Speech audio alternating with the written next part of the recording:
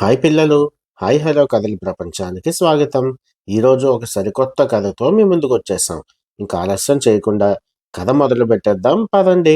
ఈ గ్రామం పేరు శాంతినగరం. పగలు నవ్వులతో కిక్కిరిసే గ్రామం.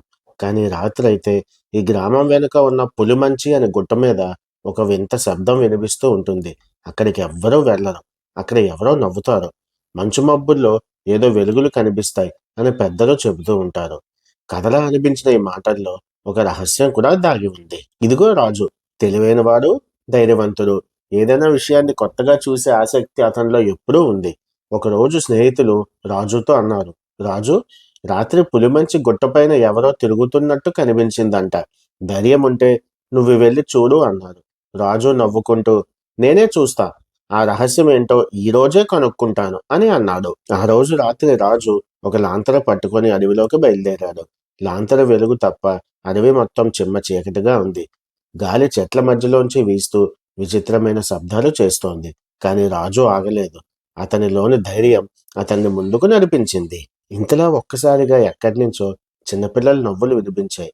రాజు భయపడ్డాడు. కాని ధైర్యం తెచ్చుకొని లాంతరు పైకెత్తి చూశాడు. చీకటిని చీల్చుకుంటూ అక్కడ ఒక అమ్మాయి నిలుచుంది. వెలుగులాంటి రూపం, చక్కని చిరునవ్వు, జుట్టంతా మంచులా మెరిసిపోతోంది. రాజు ఆశ్చర్యంతో అడిగాడు, ఏ, ఎవరు నువ్వు? ఆ అమ్మాయి మెల్లగా నవ్వుతూ, నేను పులిమంచిని, భయపడకు రాజు, నేను ఇక్కడ పిల్లలందరినీ రక్షిస్తూ ఉంటాను అని చెప్పింది. రాజు ఒక అడుగు ముందుకు వేసి అడిగాడు, నువ్వు ఇక్కడేం చేస్తున్నావు అని. దానికి ఆ అమ్మాయి చక్కగా నవ్వుతూ ఇలా చెప్పింది, నేను ఇక్కడే ఉంటాను. ఎన్నో సంవత్సరాల బట్టి ఈ చెట్టుపైనే నా నివాసం.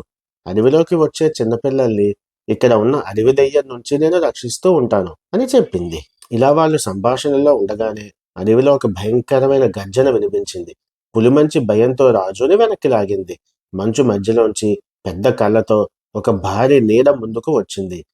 పులిమంచి అన్నది, రాజు, అడవి దెయ్యం వచ్చేసింది. వెంటనే రాజు భయంతో వణికిపోయాడు.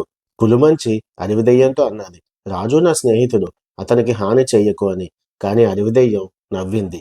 పులిమంచికి కోపం వచ్చి కళ్ళల్లోంచి ఒక వెలుగు జ్వలించింది. అమ్మాయి చేతుల నుంచి తెల్లటి మెరుపు వెలుగు బయటపడింది. అడవి మొత్తం నిండిపోయింది. దెయ్యం ఆ వెలుగు తట్టుకోలేక మాయమైపోయింది. మరుసటి రోజు రాజు గ్రామానికి వెళ్లి జరిగిందంతా చెప్పగా అందరూ ఆనందించి దీపాలు వెలిగించి పులిగట్టు వైపు వెళ్లి సంబరం చేసుకున్నారు. ఒక్కొక్కసారి మనలో ధైర్యం చీకట్లో దాగున్న ఎన్నో నిజాలను బయటకు తీస్తుంది. కాబట్టి పిల్లలు, మీరు కూడా ఇట్లా ధైర్య సాహసాలు ఎప్పుడూ ప్రదర్శించాలని మేము కోరుకుంటున్నాం. అదండి పిల్లలు, ఇవాల్టి కథ. మరొక చక్కటి కథతో మళ్ళీ మనం రేపు కలుసుకుందాం. అంతవరకు సంతోషంగా ఉండండి, మంచి కలలు కనండి.